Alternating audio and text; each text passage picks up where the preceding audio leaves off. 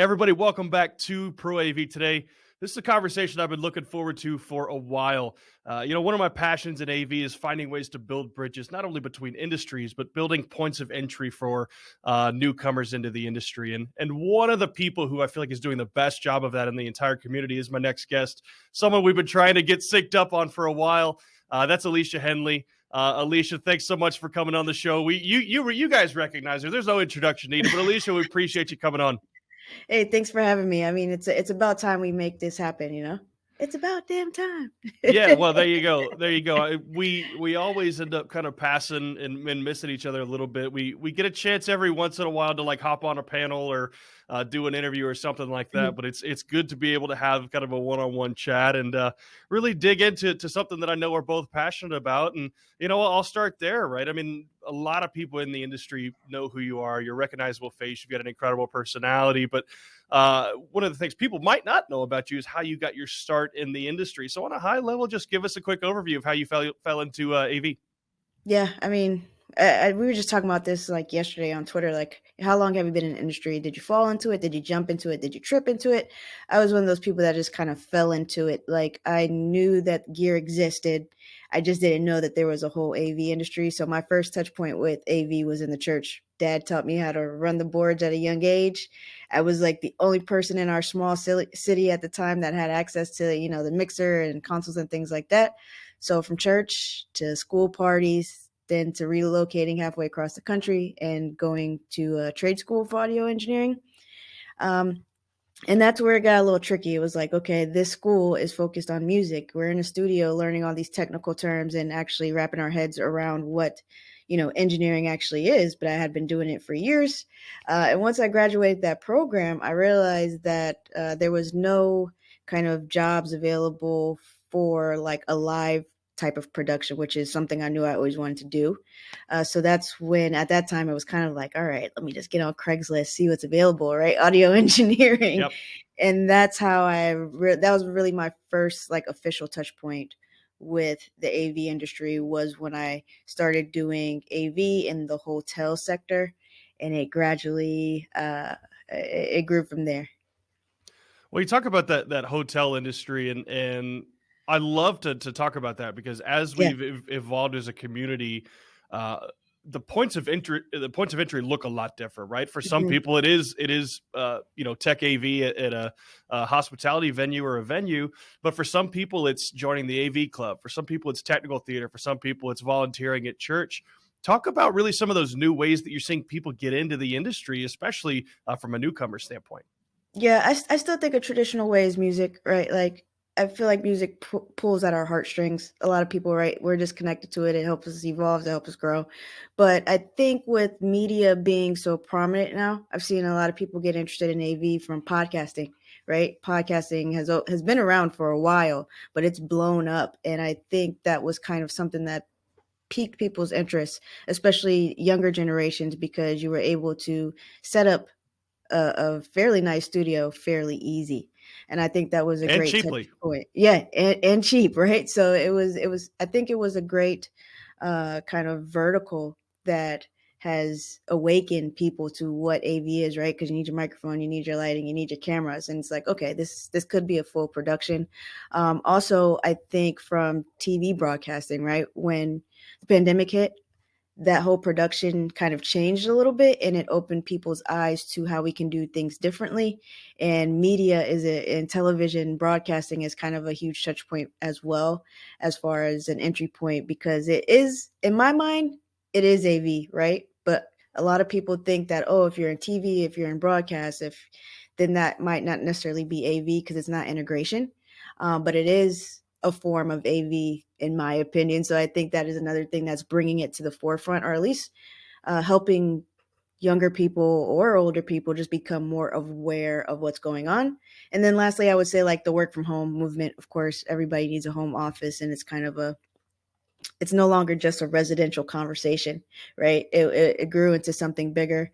And I think a lot of people realize that they can help their family members and help, help their buddies out by basically kind of consulting and getting into it from that space. So that was like another vertical that I think kind of awakened some ideas, or like the light bulb went off, you know?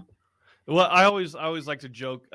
It's difficult sometimes to explain to our collective families what we do, and we could just say we've all been consulting for years because we're Yeah. we're the only people who know how to turn off and turn on the Wi-Fi. So, but you bring up a really good point, right? We talk about accessibility and finding different paths into the industry, but one of the things that's driving that is I don't necessarily want to call them hobbyists because I promise you it's not offensive. But it's people who are taking their iPhones and taking their webcams and creating their own music videos and Yep. creating their own vlogs in a way that, I mean, they're not making money necessarily from it, but they're being introduced to the technology so much earlier that now Yep. AV and content production or whatever feels like a viable industry versus, maybe 20, 30 years ago, people like you and I, we had to find and kind of carve out this niche of finding out where the business is in AV. And Mhm. I feel like people these days have so many more options than we did. I agree, because like I still kind of struggle with this whole separation of our industry in general, like commercial, residential, the CES market, consumer market. It's so many different ways to get into it. And the fact that now all of kind of what we do is right here at the, right at Right. our fingertips, it's kind of opened people's eyes to what can be done. And I think the whole ease of use, it's really just what scale do you want to do that on, right? Okay, you want to be a content creator. Is it more of a YouTube thing, or do you see yourself creating digital content for digital signage? I don't know, in public spaces, right? Like there's different ways to take this, and I think that's where the breakdown of the industry comes in. That's, is still kind of hidden when it comes to what we do on the commercial side of the business. Well, and we kind of talk about, when people get into the industry, there's a lot of different paths they could take, whether it's from Mm. content creation for digital signage all the way to hardware engineering, design, Yep. operation. But one of the first things I recommend that people do when they get into the industry is find somebody who can either be a mentor or somebody that you can emulate. And I remember very vividly my first paid gig in the industry is when I was 16. I was working for my church, and I had all the technical skills in the world, and Yeah. that's great. But what I didn't have was any business understanding of what was going on behind the scenes, or the product design process, or the speccing process, or even really what an integrator was. And that's some of the places I think that as a community, people like you and I can even do more of, is finding people to mentor and finding people that we could kind of almost carve a path for. But when you're thinking about people who've been in the industry for a while, how can we do better as a community to find people to mentor, whether it's through scholarship recipients or whatever? How can we Mhm. find people to more effectively mentor? I mean, what I've been doing is actively just outreaching, and I've been doing that from kind of an end user perspective, because I was an end user for many years and didn't know like Infocom even exists. I was like, what is this Infocom? And I also wasn't in a position of management or director level where I was in the buying process or talking to the integrator either, right? I was like the person who was like, who set this soundboard up this way? This is not the way we need it to be done, right? And then we go back behind the integrator and have to rearrange. So I've actively been Be looking for careful who you say people. that. I mean, no offense, no offense, and that's not to every integrator, right? That's just an experience that I had, right? And then as time grew, of course, you build relationships, you figure out how things are need to be set up, you get to know a team, and then you work on that integration. What does that process look like? So, no offense to integrators, I love the integrators, right? We're all in this together, but that's what I've been doing, actively finding people that are in the space but don't know about the business behind the scenes, because that's where I was at. Like, I just know that I love running the boards, right? I know that I love directing football games and running lights for all the shows we would do. I knew that I just loved creating the experience, but I had no idea what was happening behind the scenes of the business side. And that's what I've been doing, like actively finding, I don't know, sound engineers or audio engineers, lighting operators, lighting designers. Like, what do you actually do? Do you know about this side of the business? Oh, you love, I don't know, this council? Well, maybe you can go and work for that company and build up your, whether that is basically your title or your income, whatever it is you want to build. You could probably build more if you knew more about this side of the business, opposed to I guess just being behind the board. It's kind of like the more you know, the more you grow, and that's exactly what happened for me. Yeah, and you talk about organizations like Avixa and NAB and shows like Infocom. That for somebody in the industry who doesn't know the business side, I would say is probably the most direct impact that you could, or sorry, the most direct understanding you can get of the business side of AV. You go Mhm. to an Infocom, it's going to be incredibly overwhelming. Probably don't start in Vegas, go to the one in Orlando because there's going to be a lot less distractions. But that way you could literally kind of see not only the great tools, but the integrator partners that we have, and you can go Right. listen to sessions and understand. And shameless plug, stop by and watch Alicia and I chat over at the Avixa TV booth, and you get to hear Exactly. all of those conversations that are happening. And this is more just even a question for you. How can we do better as a community who's involved very heavily into Avix at a number of different organizations? How can we do better about evangelizing those brands? Um, Basically, I've been working very hard on that for the last, I don't know, maybe like 3, 4 years or so now.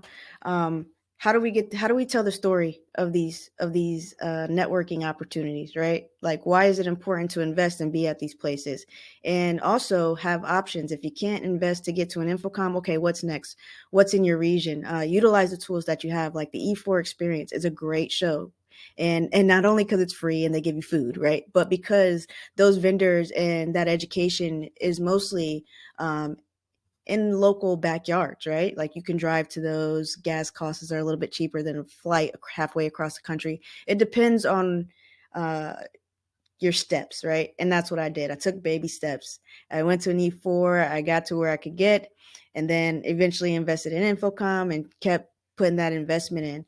And what I've been doing over the time, now that it's not so much of a out of pocket expense for me anymore, is okay, now highlighting why others need to come to the show, and not only highlighting the why, just highlighting, hey, this is an awesome networking experience, you need to be here, whether that's an E4, an Infocom, an NAB, whatever that is.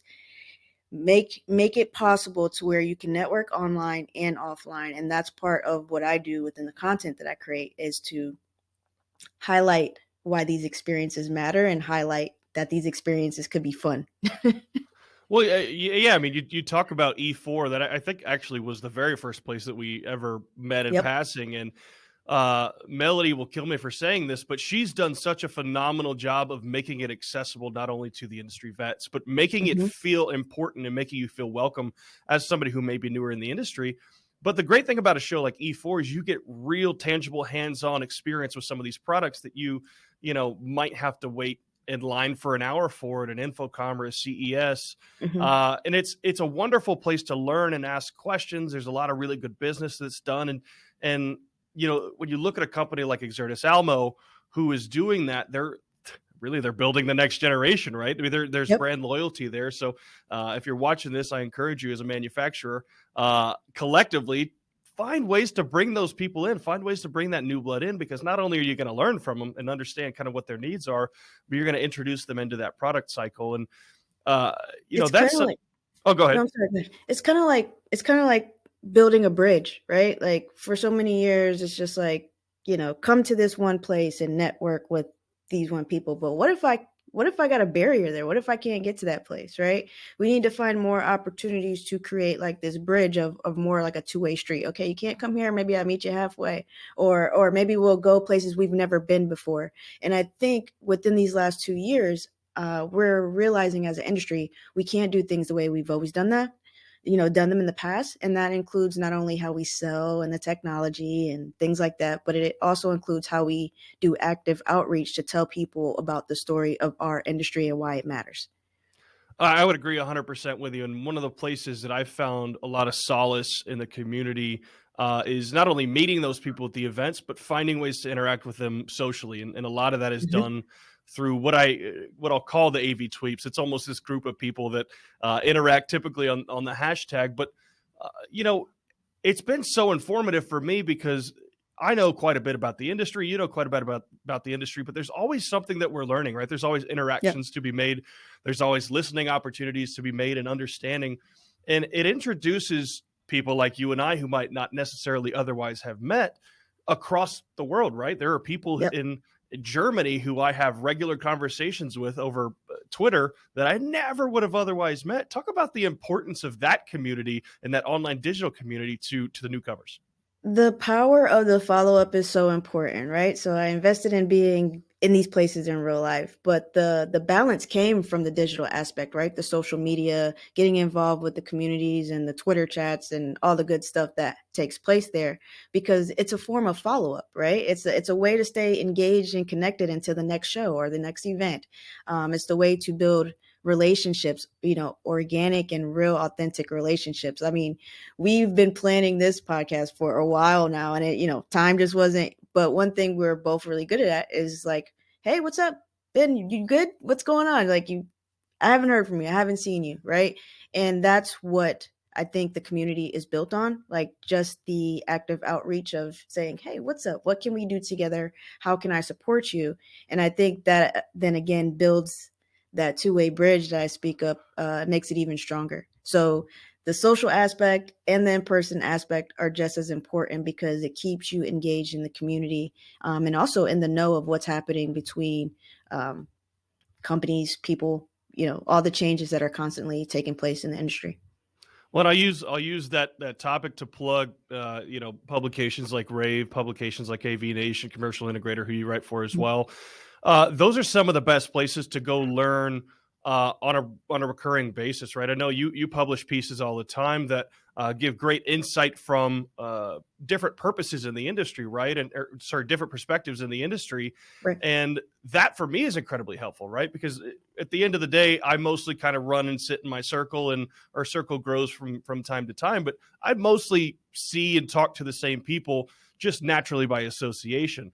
But when we're able to go to the rave pubs of the world and listen to Gary's thoughts and listen to your thoughts and Dan's thoughts on Commercial Integrator, we're able to hear those different perspectives and really allow ourselves to be challenged, right? It's something that I think is beneficial, for the industry. Talk about the publication side a little bit as a place where people can go learn a little bit more.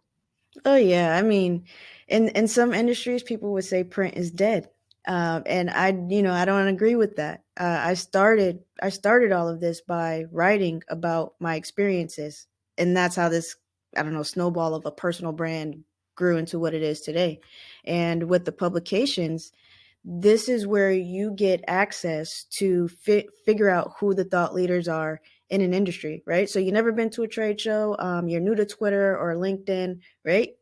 You can get the print publications for free. Like legit, just read through them, see who's being interviewed, why they're being interviewed, and engage with them. Like it's like a toolbook of people to connect with and learn from, and also engage with, because we're accessible and we want more people to get involved. I know Dan is always looking for new voices. I know Megan and Gary, they're always looking for new voices. So it's a really good way to become established with the right people that are looking to help tell these stories as well.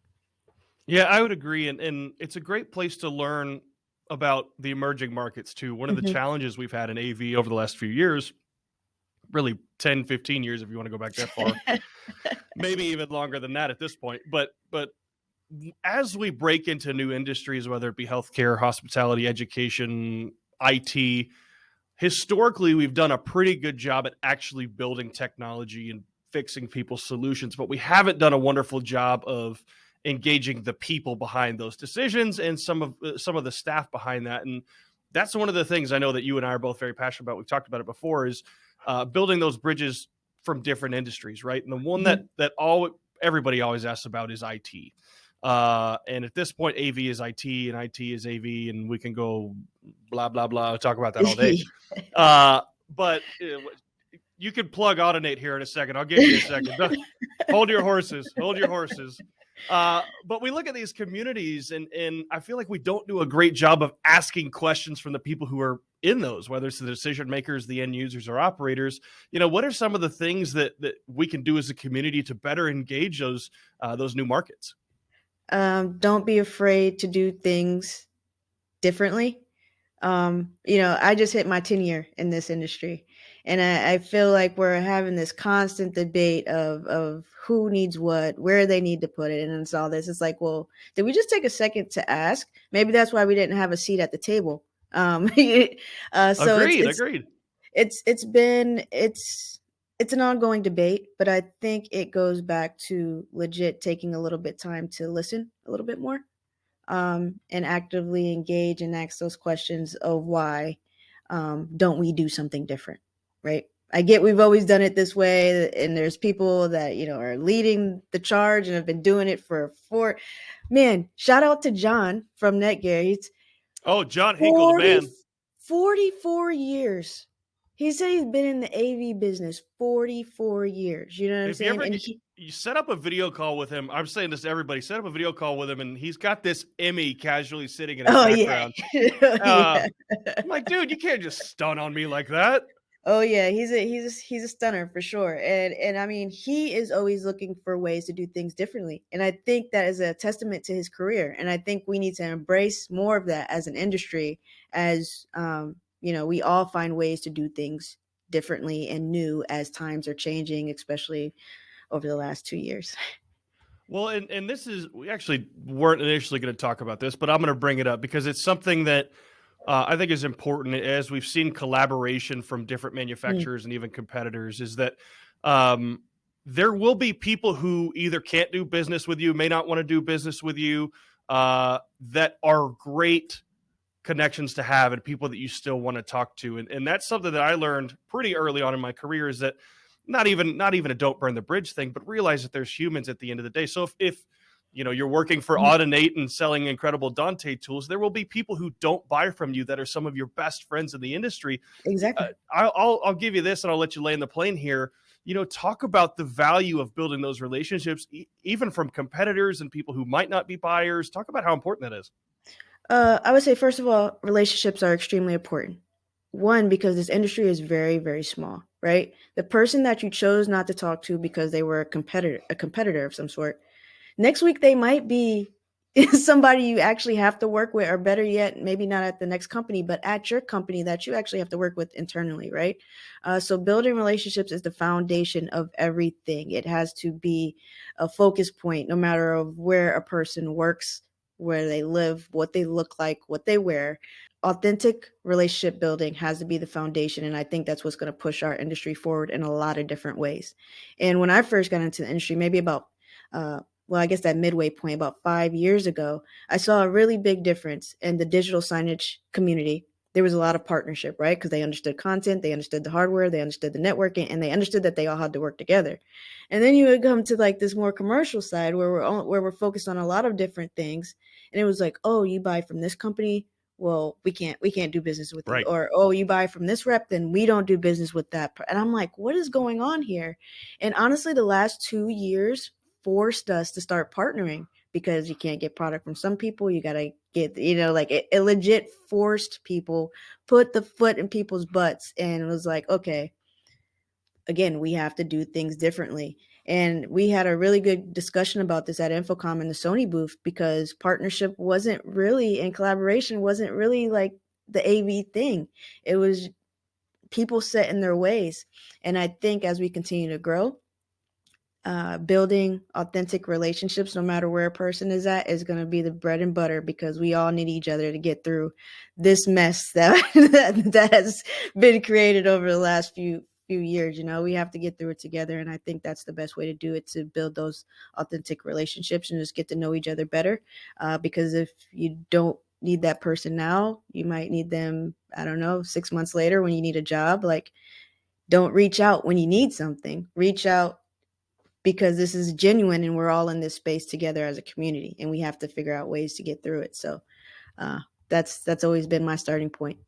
Well, we've had Corey Schaefer on the show before, and she's one person really that I look to as, she won't say one of the primary people, but I'm going to say one of the primary people who made that catalysmic shift Mm, in AV, who as a manufacturer was willing to have conversations and to work with people, even competitors and people outside the industry. So shout out to Corey. Hope you're shout out, doing Corey. well.